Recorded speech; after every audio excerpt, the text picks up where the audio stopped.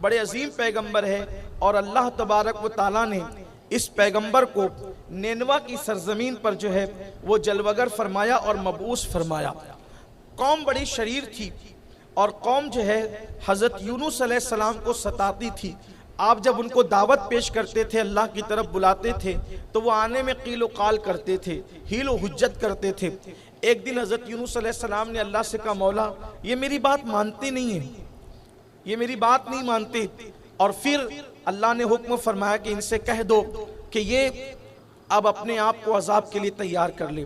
इसलिए कि जब कौम की अक्सरियत गुनाह के अंदर डूब जाए, जब कौम की अक्सरियत पाप के अंदर और जराइम के अंदर डूब जाए, तो फिर उस कौम को तबाही किया जाता है, उस कौम को बर्बाद ही किया जाता है। बर्बाद होने वाली, तबाह होने वाली कौम की निशानी ये है कि वो कौम रात को भी गुनाह करे, दिन को भी गुनाह करे, अकेले में भी गुनाह करे, सबके सामने भी गुनाह करे।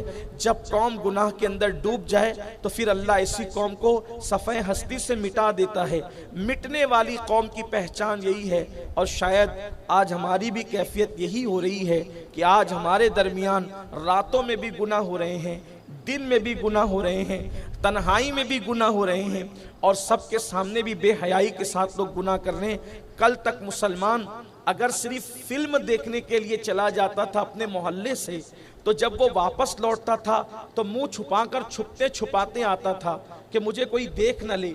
यानी इतनी हया थी, इतना एहसास था, निदामत का ख्याल इतना था, एहसास जुर्म इतना था, गुनाह का एहसास इतना था कि फिल्म देख करके वापस लौटते थे। हालांकि उन फिल्मों के अंदर इतनी उरियानियत नहीं थी जितनी कि आज है।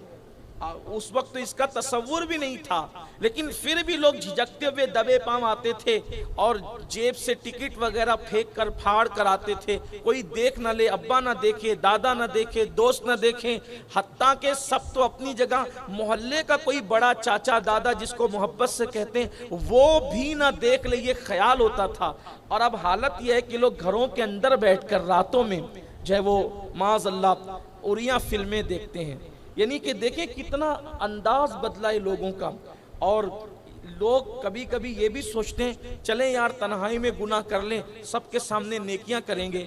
अल्लाह के रसूल अलैहिस्सलाम फरमाते हैं कि जो सबके सामने नेकी करे और अकेले में गुनाह करे, अल्लाह क़यामत के दिन उनकी नेकियों को रेजा रेजा कर देगा। हबाअम मंसूरा कुरान ने फरमाया, अल्लाह रेत के ज़र्रों की तरह उनकी नेकियों को बिखेर देगा। क्योंकि अल्लाह तबारक व तआला अमल किसका कबूल करता है? कुरान कहता है वल आक़िबतु लिल मुत्तक़ीन, के आखिरत तो सिर्फ अल्लाह से डरने वालों के लिए। और अल्लाह से डरने वालों की पहचान ये है कि वो तन्हाई में गुनाह छोड़ देते हैं। तो बहरहाल तबाह होने वाली कौम का अंजाम यही होता है कि वो सफ़े हस्ती से मिटा दी जाती है। हज़रत यूनुस अलैहिस्सलाम ने कौम को समझाया, नहीं माने। एक दिन अल्लाह ने फरमाया इनसे कह दो हम इन्हें हलाक कर देंगे, इन पर अल्लाह का अज़ाब आएगा। नतीजा ये हुआ कि आपने ऐलान कर दिया अब तुम पर अल्लाह का अज़ाब आएगा, इंतज़ार करो। आपने 3 दिन की मोहलत दी। हज़रत यूनुस अलैहिस्सलाम ने 3 दिन की मोहलत दी, 3 दिन में तुम सब हलाक हो जाओगे। और ये कहकर अभी अल्लाह से इजाज़त नहीं ली। आप गौर फरमाई, ये मैं कुरान मुकद्दस का बहुत खूबसूरत बाब आपके सामने पेश कर रहा हूँ। अल्लाह की गैरत देखें, गयूर, कितना वो गयूर है। हम अल्लाह को करीम जानकर जो जी में आता है करना चाहते हैं और करते हैं, लेकिन अल्लाह को करीम जानकर गुनाह करने वाले और अल्लाह तबारक व ताला को करीम जानकर गुनाहों पे दिलेर होने वाले, ज़रा सोचे तो सही। हम गुनहगार होकर के खुदा को करीम जानकर गुनाह करते हैं, गोया कि हम अपने कितनी खुद फरेबी में मुब्तला है और किस कदर हम फरेबकारियों के अंदर मुब्तला, और शैतान ने हमें कैसा शिकार कर रखा है। ये अल्लाह के मासूम बंदों का जिक्र हो रहा है, अल्लाह के महबूब बंदों का जिक्र हो रहा है, अल्लाह के नबियों का जिक्र हो रहा है। आपने फरमाया कि 3 दिन में अजाब आएगा, और अल्लाह का इज़्न लिए बगैर, इजाज़त लिए बगैर आपने कौम को छोड़ दिया और आप शहर छोड़कर निकल गए। हालांकि अभी ये बात मौकूफ थी अल्लाह के इज़्न पर, अल्लाह की इजाज़त पर, कि ये शहर छोड़ने के लिए अल्लाह का हुक्म पाते, अल्लाह से इज़्न लेते, अल्लाह से इजाज़त लेते, फिर शहर छोड़ते। लेकिन ऐसा न हुआ, आप अपनी मर्जी से शहर छोड़ गए, ये कहकर अब तुम पर 3 दिन में अल्लाह का अज़ाब आएगा। जब उन्होंने देखा कि पैगंबर बस्ती छोड़कर चले गए और अजाब के आसार नजर आने लगे तो पूरी कौम जमा हुई।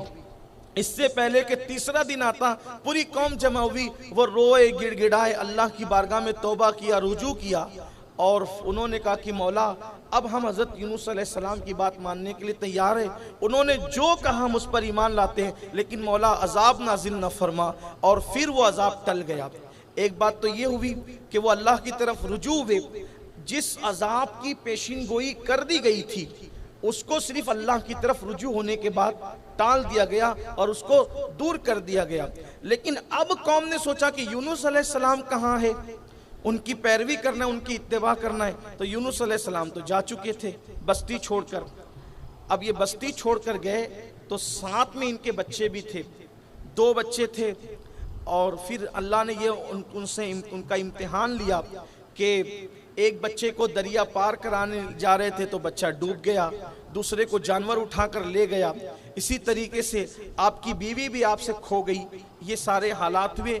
एक कश्ती जा रही थी, कश्ती वाले नजर आए तो यूनुस अलैहिस्सलाम को उन्होंने अपनी कश्ती में बिठा लिया। जब कश्ती में बिठाया तो कश्ती जब बीच दरिया में पहुंची वह हिचकोले खाने लगी।